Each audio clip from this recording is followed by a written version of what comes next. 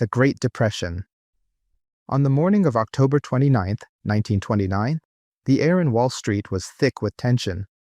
The once booming stock market, an unstoppable force of wealth and ambition, suddenly crumbled.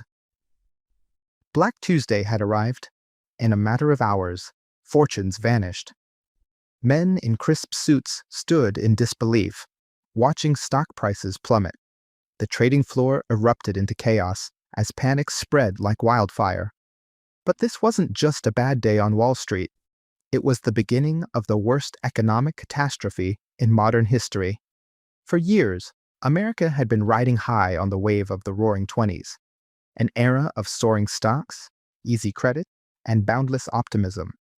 Everyone wanted in. Ordinary people poured their savings into the market, believing stocks could only go up. But beneath the surface, danger loomed. Speculation ran rampant, and banks, hungry for profits, recklessly lent money to investors who had no means to repay.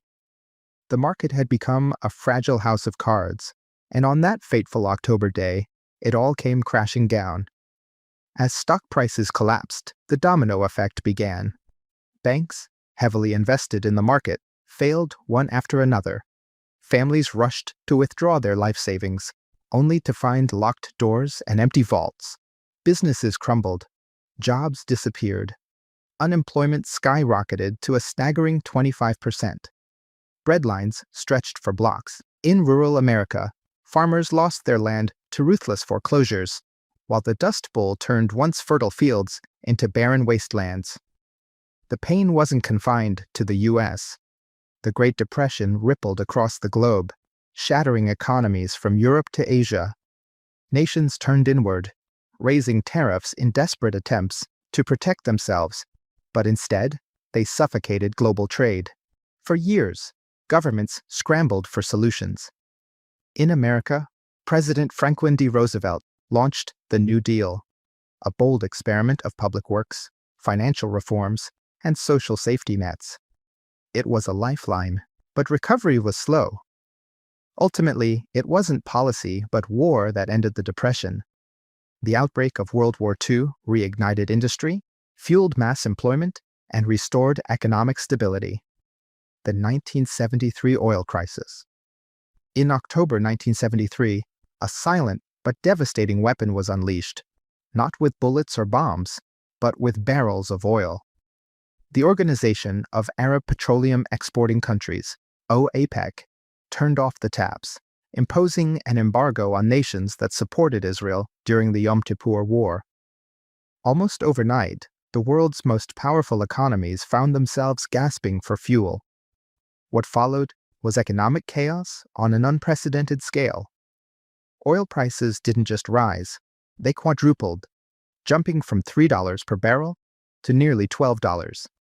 Gas stations in the United States became battlegrounds. Endless lines of desperate drivers snaked around blocks, waiting hours for a rationed tank of gas. Some stations ran dry. Others imposed limits. Suddenly, a routine trip to work or the grocery store became a costly decision. But the crisis was more than just an inconvenience at the pump. It sent shockwaves through the global economy. The cost of everything, from food to transportation, skyrocketed. Businesses, crippled by soaring production costs, cut back on operations. Jobs vanished. Inflation soared. Growth stalled. Economists scrambled for answers as the world faced a terrifying new reality. Stagflation, a rare and devastating mix of stagnant growth, rising unemployment, and runaway inflation. This wasn't just an oil crisis, it was an energy wake-up call. Industrialized nations had long relied on cheap Middle Eastern oil, but now that dependency had turned into a vulnerability. Governments were forced to rethink their energy strategies. The crisis pushed the world toward new solutions: fuel efficiency, alternative energy sources, and strategic oil reserves. The power dynamic had also shifted.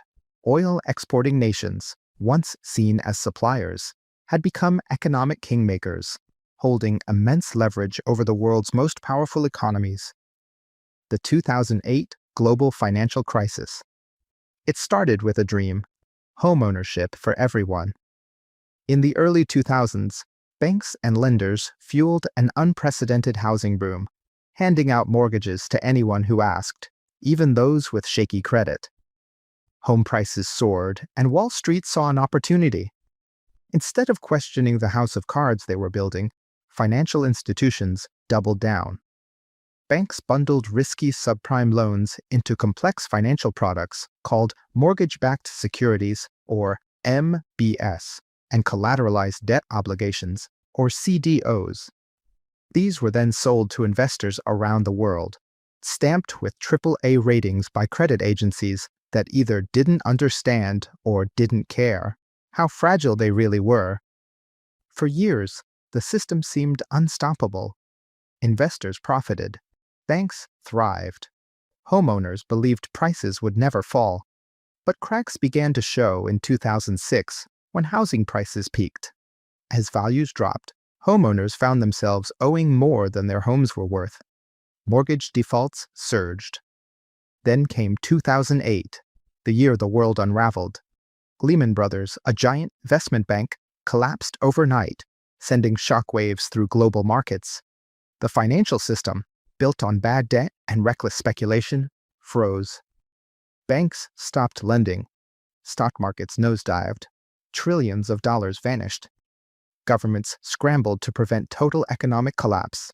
The U.S. government poured $700 billion into failing banks through the Troubled Asset Relief Program, TARP. Central banks slashed interest rates to near zero. Stimulus packages flooded the economy in a desperate attempt to restore confidence. But for millions, the damage was done. Homes foreclosed. Jobs disappeared. Savings evaporated. The crisis plunged the world into a deep recession, exposing the greed, poor oversight, and systemic fragility that had fueled the meltdown.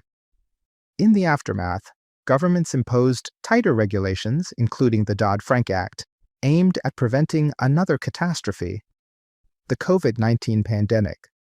At the start of 2020, the stock market was unstoppable. The S&P 500 and Dow Jones were soaring to record highs, fueled by a strong economy and investor optimism. But in the shadows, an unseen threat was spreading, one that would bring markets to their knees faster than ever before. In late 2019, news of a mysterious virus emerged from Wuhan, China. At first, few paid attention. The markets shrugged off the headlines. But as February 2020 arrived, the virus spread beyond China to Italy, Iran, and the rest of the world. What seemed like a distant health crisis suddenly became a global emergency. Then came March, the month the markets crashed. Panic erupted as governments locked down entire economies. Businesses shuttered overnight. Supply chains froze. Investors, fearing a worldwide recession, rushed for the exits. Within weeks, stock markets crumbled. The Dow Jones suffered its three worst single-day point drops in history: March 9th, March 12th, and March 16th, falling nearly 13% in a single session.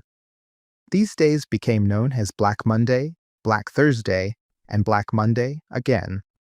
Just when it seemed things couldn't get worse, an oil war between Saudi Arabia and Russia sent oil prices into freefall, adding more fuel to the fire. It was chaos. But governments and central banks fought back.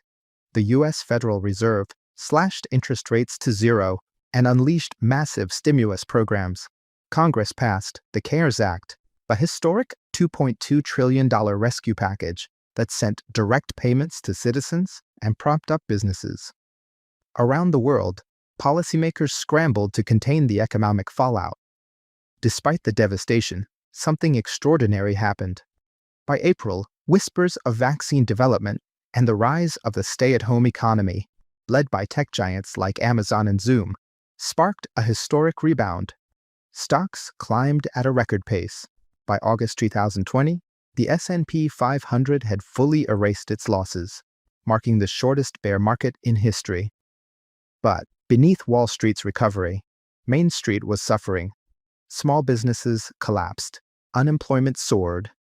The crisis exposed a deep disconnect between financial markets and the real economy, a divide that still lingers today. The COVID-19 crash wasn't just a financial meltdown. It was a reminder of how fast fear can spread, how crucial government intervention can be, and how unpredictable the global economy truly is. Because in 2020, the markets didn't just fall. They plummeted, rebounded, and left the world forever changed. History has shown us, again and again, that no economy is immune. Crashes happen fast, recoveries are slow, and the lessons are often forgotten. So the question is, what will trigger the next collapse? Make sure you're prepared. Hit subscribe and join us as we break down the past to predict the future better.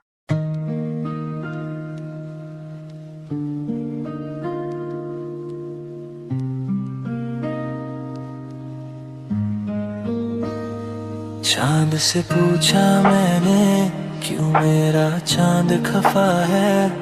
दिल को मैं समझाता हूँ पर ये फिर भी उदास है। वो जो मेरा था कभी अब यादों में बसा है। दिल मेरा टूटा पर करता आज भी वफा है।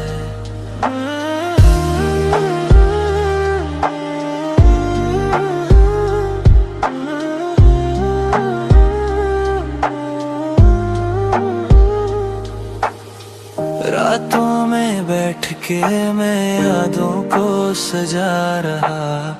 तेरी हंसी के टुकड़े अब ख्वाबों में लगा रहा। दिल ने तो माना था तू मेरा आखिरी सहारा, पर तू ही दूर हो गया जैसे ना आएगा दोबारा। मेरी हर एक रात अब तेरे नाम लिखी जाती। तेरा सोच के धड़कन भी धीरे धीरे रुक जाती। सच कहूँ तो आज भी मुझ में ही तू बस है। टूटा हूँ पर टूट के भी तुझसे ही वफा है। तेरे बिना ये रात भी अब अधूरी लगती है। हर खामोशी में बस तेरी यादें दिखती है। आज भी तेरी यादों को संभाले रखा है मैंने, क्योंकि उन यादों में तू बसती है। चांद से पूछा मैंने क्यों मेरा चांद खफा है। दिल को मैं समझाता हूँ पर ये फिर भी उदास है। वो जो मेरा था कभी अब यादों में बसा है।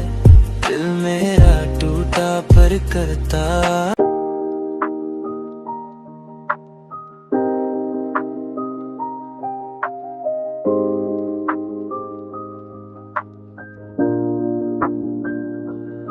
वो जैसे टूटा तारा मुड़ के आया ना, वो वापस बैठा उसके इंतजार में भर डाला मैंने कागज।